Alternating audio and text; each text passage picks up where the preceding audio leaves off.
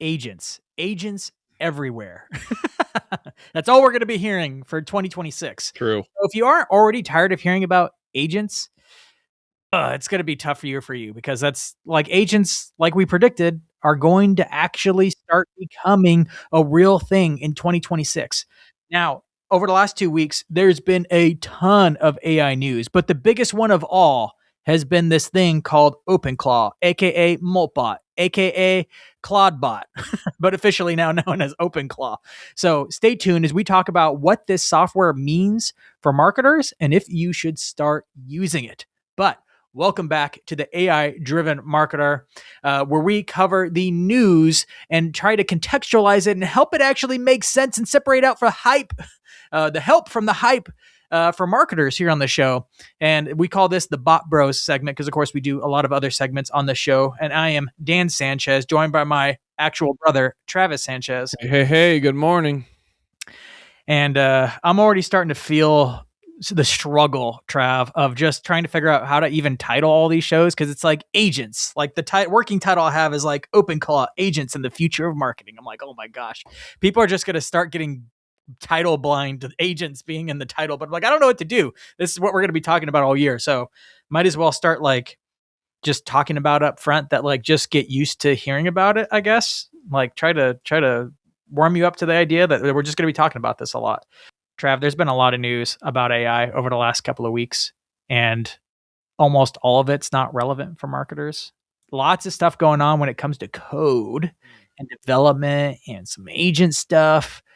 But the biggest news of all over the last 2 weeks, since we took a week off last week, has been this thing called OpenClaw. It actually kicked off when it first came out. It was just ClawdBot, but of course they got sued by Anthropic, or not sued, but Anthropic reached out. They're like, "Hey, I know you misspelled it, but you're not going to use Claude." As like a trademark battle? Like we already have this. Well, Claude, yeah, because Anthropic owns Claude as far as AI goes, and to call it ClawdBot makes it sound like a product of Anthropic, who has Claude. Yeah. I'm like, rookie move, dude. You knew if this was successful, it was like you were going to get a cease and desist letter. You might as well call it GemBot. It's like Google bot, Gemini bot, like you're just going to get screwed no matter what you call it. Like ChatGPT bot. I'm like, yeah, you're going to get, even if you misspell it, you're going to get called out. So they changed the name to MoltBot, and within 2 days changed it again, because I'm sure they got another cease and desist because they didn't do proper. So now they're OpenClaw. So now you're probably like, okay, well, what is this thing? And why did it go viral mad to the point where even marketers are asking me now, like, if they should be checking it out? I'm like, so here's what it is. And then we'll talk about if you should use it, why it's important, and then like what to actually do with this information now. So what is it? It is a software program, an open source software program that you can install on your personal computer, maybe a little side computer, maybe your own web server. And it is built in such a way to essentially give the current models freedom to run, freedom to think. It stores the conversation so it can essentially talk to itself and make decisions in such a way that it's not trying to do everything all in one inference, all within one prompt or one chat. Right. It's a really fascinating. I don't know exactly how the tech works, but essentially it actually took the power of the models and gave it freedom to do things. Wow. Whether it's operating software applications on your computer, going and doing web searches, even writing code. And that's the important part, because if it can write code and access tools, then it can do anything. Let me give you an example of how powerful it is. People set this up and said, hey, I want you to book a reservation for this restaurant that I want to eat at tonight. And so OpenClaw goes to work. And it's like most people are hooking it up to Claude because Claude's one of the most powerful coding models. So it goes to work, does research, and it's looking for, like a place where it can book a reservation for its client, right? And finds the only way to book a reservation is to make a phone call. It's like, well, crap, I don't have the ability to call, and I don't have any voice ability. Okay, let me figure out if I can actually figure it out. And it went and found ElevenLabs, signed up for an account there, actually got voice integrated, coded its own app to make the phone call, got a phone number, actually figured it out how to actually make the phone call with the voice to book the reservation successfully. I'm like, frick. Wow. I've had personal assistants that get stuck by a wall and then can't move forward without you kind of troubleshoot it for them. It's going farther. There's even people launching websites called Rent a Human, I think it's called. Because there's things, of course, that like of course, it figured out the phone thing, but like there's things like what if it wants to drop off some flowers? Well, there's now a marketplace where agents specifically can go and pay like gig workers to go and do things in the real world. If you want to pick something up or move something or hold a sign in the airport that says, I was hired to stand here with this sign by AI agents, real story. So that agents actually have the ability to tap into the real world through humans. If they have access to a bank account with a limited amount of money, they can actually go and make purchases and do things. And it is really good. Like, this is the kind of stuff that we're like, oh, someday we'll get to this. This is that. This is that. Are we there? So you're basically letting me know that cross-tab work has been created through this. Yeah. Clawdex. What did you call it? I don't. OpenClaw is the official name now. Formerly ClawdBot / MoltBot. It's now OpenClaw. So I don't think CLAW OpenClaw, like literally like a claw. Yeah, like a lobster claw. CLAW OpenClaw. I was thinking like a lion claw, but it's fine. Raptor claw. Yeah. No, its mascot has been a lobster the whole time. So it was even Clawde, but misspelled Claude with like a W instead of a U. Like you've been Clawde. Yeah, they've had the lobster thing going for a while, or Molt, lobster Molt. Yeah. So this thing's powerful. There's one massive problem with this thing. It is a security vulnerability nightmare. All the things that cybersecurity people have put in place over the last 15 to 20 years have to essentially be turned off for this thing to have the autonomy to do what it does. And unless you really know what you're doing, you're essentially leaving your systems wide open. So that's why some people are getting brave enough to install it on your computer. But this thing has agency. It can do things. You don't want to install it on your computer because it's going to have access to everything you have access to. So there's been a run on Mac Minis to install it on a Mac Mini, and then it can operate from there like you're hiring an employee called OpenClaw, and it's like running from the Mac Mini. Wow. Or installing it on a server where it has limited access.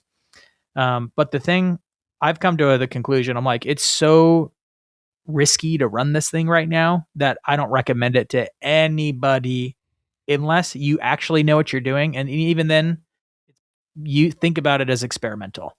If you already know what you're doing, you probably already know about this. If you're running it right now, you are gambling. It's funny. A lot of people talk about it, but not nearly as much as they talked about the security risk of like ChatGPT's Atlas browser, which was much more minimal compared to what this is. It's crazy. This sounds like a thing of sci-fi, but then I literally just put it into Gemini, ClawBot or OpenClaw. Now I'm confused because all the three names which it mentioned here. But it says all of these things: automated life. One user famously let bot delete 75,000 old emails while they were in the shower. One of them negotiated for a car to get $4,000 off what he could do. There is the human for hire. I'm like, is that real? Yes, it is. Real. I'm like, it is rentahuman.ai emerged this week, allowing OpenClaw agents to actually hire human freelancers. Yeah. Bro! This is real. It is happening.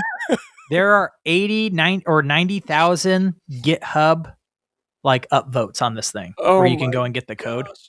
And that's the ratings, let alone people have downloaded it. You were just talking about this, but its first thing before it got that to notable use cases from the wild, it was like massive security chaos. It is. Yes. This is. People are getting hacked right and left. Sketchy and right and left. People are getting hacked. Bank accounts are being left open. If you're dealing with crypto, people's phrases are getting left out.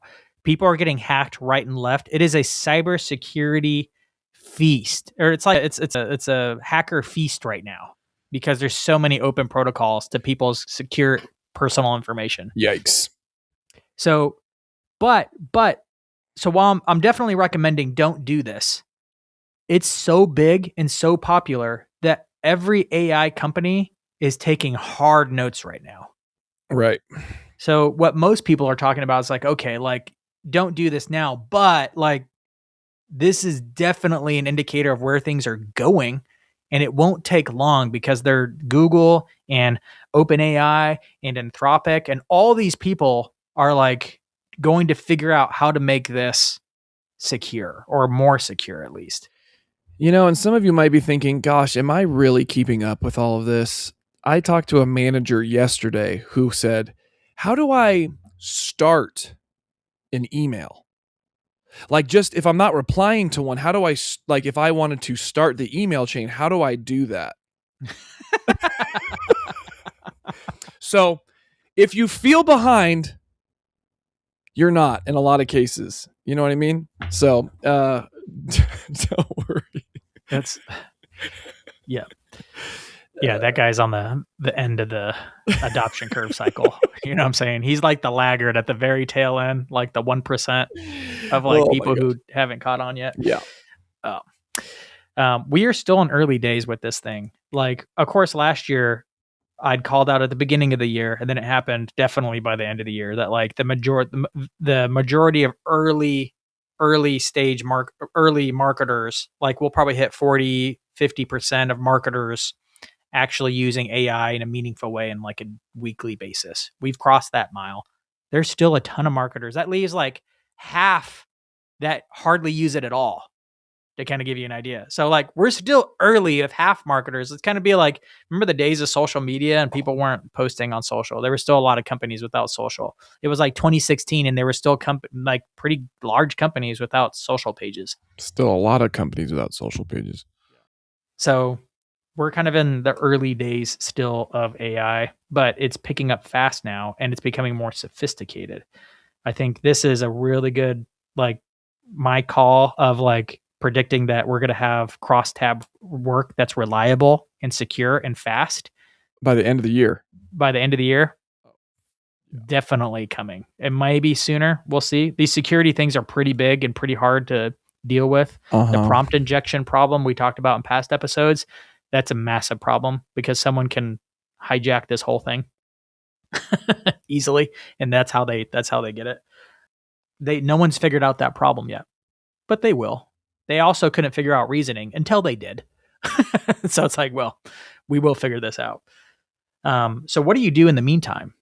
There's this big thing building. I'm saying don't do it. Like go and like learn about it, sure, but like don't actually take advantage of it yet. There's a lot of people getting all kinds of FOMO and clickbait saying like, if you're not doing this now, you're falling behind. Freaking BS. Go build custom GPTs. Go use deep research. Go use the image models a lot. Like go do those things. You're not falling ahead. Go do the things that are tried and true and that most people still don't use. Like like I think like over 90% of ChatGPT users never switch to the reasoning model. To give you an idea of like how much people haven't really done a lot yet with even the basic tools. We've had reasoning models for over a year now, a year and a half almost. And that's kind of a big deal. So what do you do in the meantime with all this? And I was sitting here, like before the show, I was thinking, I'm like, what can people possibly do to prepare? Here's the thing. The new bottleneck is not going to be how well you use AI necessarily. It's going to be how well you can actually orchestrate what you even want to have happen.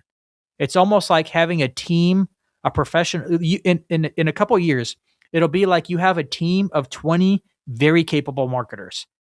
And they're all sitting there with their fingers out, hovering over their laptops, being like, what do you want us to do? Say the word. But until you say the word, they do nothing. This is what it's going to be like. And a lot of junior marketers, mid-level marketing managers especially, what do you want them to do?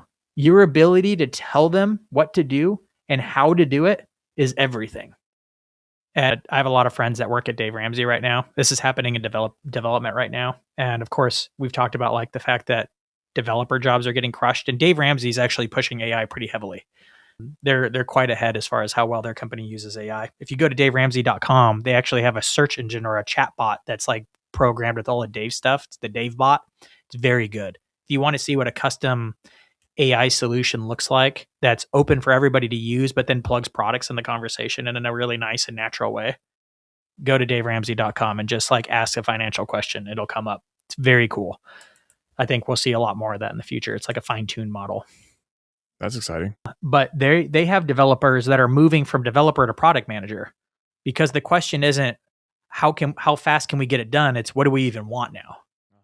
Things that used to take 6 months now take 2 weeks. Things that used to take 2 weeks take a couple hours. So then the bottleneck becomes, what do we want to have happen here? So marketers, you have to learn. If you don't know a lot about marketing, know how to orchestrate all of them and how all the channels work together, I think you're in trouble. The fastest way I know how to learn how to do this all is to start, build a personal brand called you.com, like buyyourname.com. Try to grow on social and start making content and become about something. Doesn't really matter what it is either. But your goal is to build an audience and get people to sign up for a newsletter. If you just do those two things and start thinking about marketing this and coming up with content worth subscribing to, it doesn't matter what it is. It could be you making albums on Suno music for whatever the heck you want, or a newsletter about poetry. It doesn't matter what it is, but make your own little mini brand and market it and have a safe place outside of your employer to experiment with all these AI tools in really aggressive ways. And that's the only way I can think of putting in the reps that's going to prepare you to be able to better orchestrate AI later. Smart. That's my best advice. What do you think? I've heard that saying, or at least I've seen it on social media, where this guy was like, listen, if I could give you a lottery ticket every single day and the numbers are pulled every single day, you'd probably take it, right? Well, every time you don't post at least one post on social media, that could be your lottery ticket, and you can discover what voice people want to listen to, or the product that you're offering, or yourself could be putting yourself out there. You're just not marketing yourself by putting one piece of content out there every single day to see what lands, what sticks, what resonates.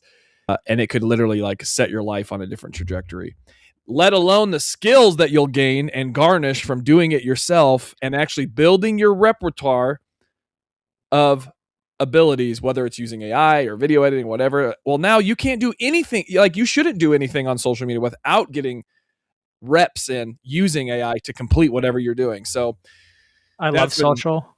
It's such a good feedback mechanism. Oh, yeah.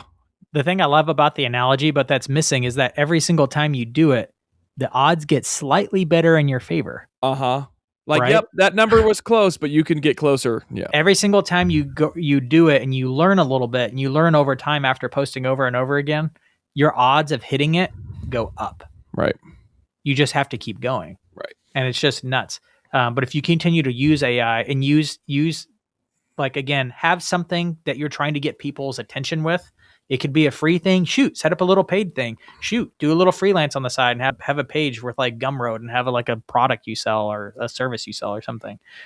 Not hard to set these things up. Have ChatGPT explain what you should do. Uh-huh. Shoot, just ask ChatGPT, hey, based on all our conversations, I want to start building a little personal brand and learn how to use AI better, but I want to use it around something practical that I can actually sell. Based on everything you know about me, what should that be? It's good. It's going to tell you. It's going to tell you for sure. Yeah. It's like the viral caricature that people are posting all over the place. What if I was a caricature, what do I look like? And then it's putting the person in the image and then putting all of these. Have you seen this? This is the viral thing right now. No, I haven't seen it. Because everyone's talking with ChatGPT, so it kind of knows you, and you say, well, just what would I look like? And it puts, everything important to that person in the image. So it's whether it's traveling or a Bible or their student or whatever, it puts it all. That's kind of cool. It's kind of like the action figure toy trend from a year ago. Except it's way more detailed. Personal. So you don't think it's going to spit out some information about what your content should be about? Because it knows what you're interested in, what gets you up in the morning. Yeah. It gives me a picture and it's got a therapist in the background. It's yeah, don't know, but curiosities. That's why I can see why that's going viral right now. So that's OpenClaw. It's a good picture of what's coming. when it actually becomes secure. So worth checking out, watching some YouTube videos about it, how it works, some case studies. Don't download it. Don't use it. It's not ready, but you need to start preparing the soft skills and the reps so that when it is ready, you can orchestrate that team quickly and mobilize it fast. So that's kind of the big news. The one little tiny piece of news, which is kind of interesting still to wrap up this section, is that Gemini has reached 750 million active users. It wasn't long ago that ChatGPT had reached 800 million active users. So ChatGPT is still ahead, but Gemini is growing substantially. And I'm using it all the time. I used to say, like this time last year, I'm like, just pick one and commit. I'm using all three pretty regularly now. I'm still using ChatGPT the most, but Gemini next. And then I have a Claude account. I'm using that fairly regularly now too. Wow. I'm not using XAI at all right now. Where are you at? You mostly just ChatGPT still?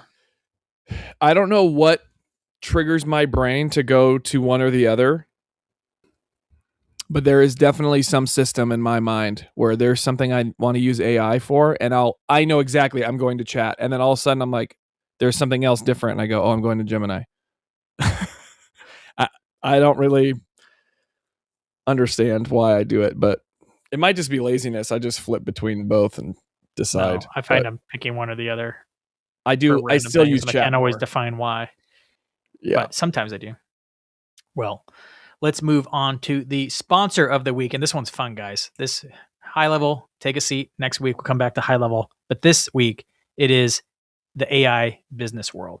It's a conference that's coming up in Anaheim, California on April 28th through the 30th this year. And it's actually it's a side conference that's happening at the same time as Social Media Marketing World. So these conferences are happening right next to each other. Like one's on the top floor, one's on the bottom floor. You could do both or one, but I'm going to be there because I'm speaking there as one of the speakers. I'm going to be speaking on 15 plus AI tools you can easily implement to transform your marketing.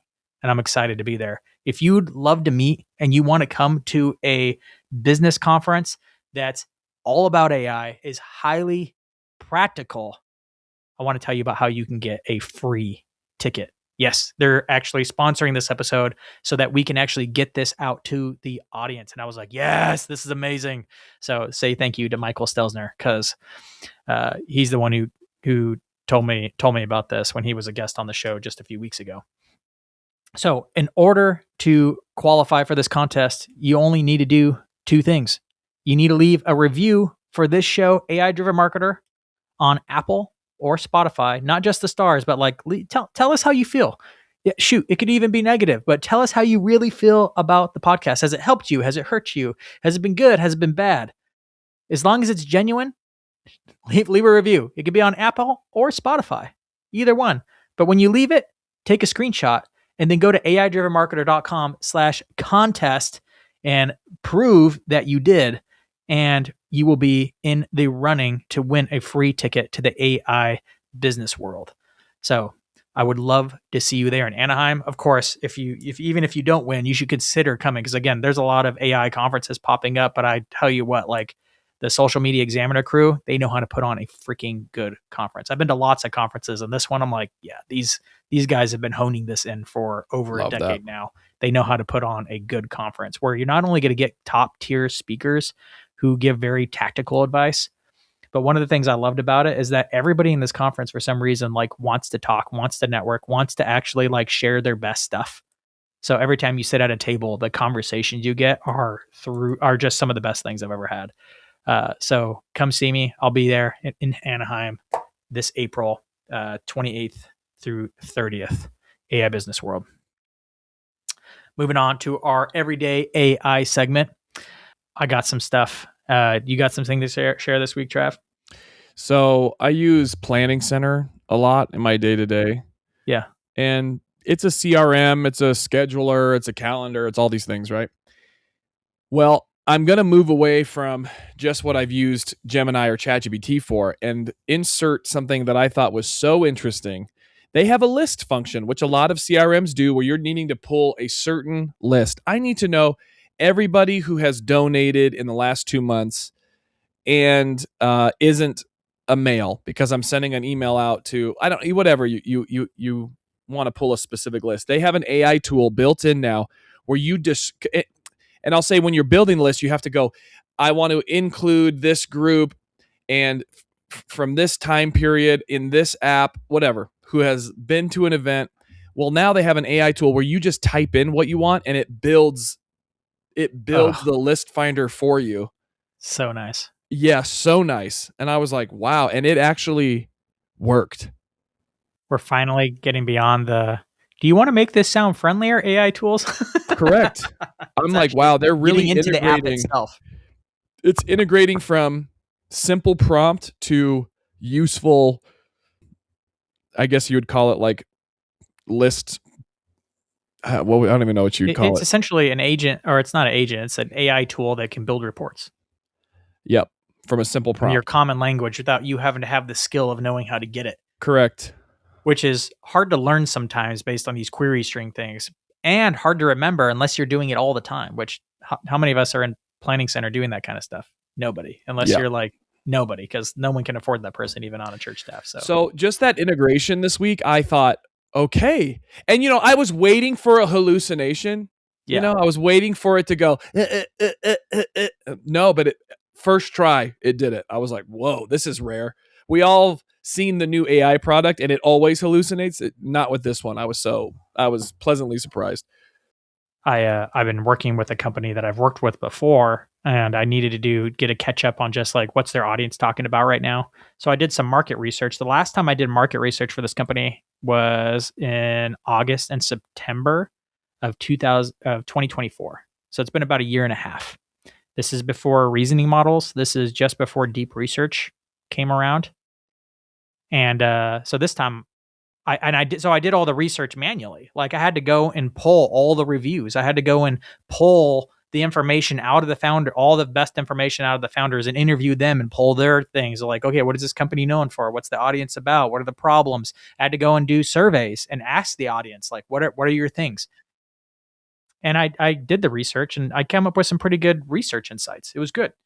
This time I just ran some deep research reports on the audience. Like, hey, like what are the frequent pain points of this audience? Go and search Reddit and Quora and social sites and forums, anywhere where this particular audience shows up, and then go and organize it and have a specific prompt library just for deep audience research.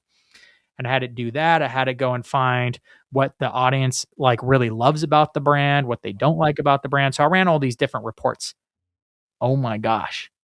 These deep research reports are better than what I did manually and got paid to do just a year and a half ago. Wow. And I did properly. I did it well. It was a good job. It helped. And I made content. It was good. AI was much better. Wow. And because I had the same stuff that I'd done manually right next to it, I could qualify it and understand, like, is this good? Yes, it was good. It was way better. Deep research for audience insights is like severely underutilized. Wow. It is so freaking good. Key tip. Go and ask it for all the things the audience hates about your biggest competitor, and just go mine all that data. And then ask it, like, how can I use this information that the audience hates about my biggest competitor and put it into my marketing plan to like hit them with it. It'll be good. Just hope your competitor doesn't do it for you. Probably short that before you do. My other one's pretty simple. I actually got a company car. Someone from the organization I work for a church, and they gave me a car that they leased for somebody else, but they left. So they're like, hey, do you want this? And I was like, sure. So they're like, we'll forward you the lease agreement. So I'm like, I don't want to read this 34-page PDF. So I just threw it into chat and just asked the questions. Very helpful. I'm like, oh, okay. I've never leased a car. I don't know how it works. So being able to have a huge document where I just need a couple questions answered, and then if I ever need to go back to it, I can go, hey, what's this? How does this work? And it lets me know. Simple. Something I've been doing more and more now that I have a book published is using the book to come up with everything I need related to the book. Need a press release for the book? Done. Because you can just upload the book and it has all the context it needs to know. You don't have to explain anything like, here's the book document. It is so powerful. Need a press release? Done. Content on a specific chapter? Done. Pitch? Done. Doesn't matter what it is. If you need an event based on the book, here's the outline. Is it going to be good? Yes, because it has all the context. It's 60,000 words of context. Especially when you're doing that with Gemini, it is crushing it. Wow. I'm like, man, books are undervalued right now. Like just having a book of your method and your thinking is such a shortcut to learning how to use AI, because then it's just taking from what you said and repurposing it the way you need it to be. It's tough to come up with one, but I'm working on it, and we'll probably be teaching more people how to go from podcast to book, because I think it's one of the best methods to use unless you're really strong at writing. If you're a great writer, write the book. If you're not a great writer and you struggle to sit down and knock out 30,000 words, speaking it through a podcast is the coolest thing. So no poll this week, but I do have one post I want to share. It's actually not a viral post. It's a YouTube video from a guy named Nate Jones. And I wanted to finish off with this because I'm going to recommend, if you're interested in this OpenClaw thing, go check out this video from Nate Jones. It'll be linked in the show notes, of course. But he essentially, the title of the video is OpenAI is slowing hiring. Anthropic's engineers stop writing code, and here's why you should care. But it's essentially a video about OpenClaw and the impacts of it. If you want to understand it explained in a way, at least it made sense to me. It gave me a better piece of context for why this new OpenClaw agent thing is a kind of a big deal, why you shouldn't use it, and how it's a good marker for what's to come. He elaborates on it more. So if you want to dig into it, I thought that this particular video was really good at breaking it down. So after you finish this episode, go and check it out.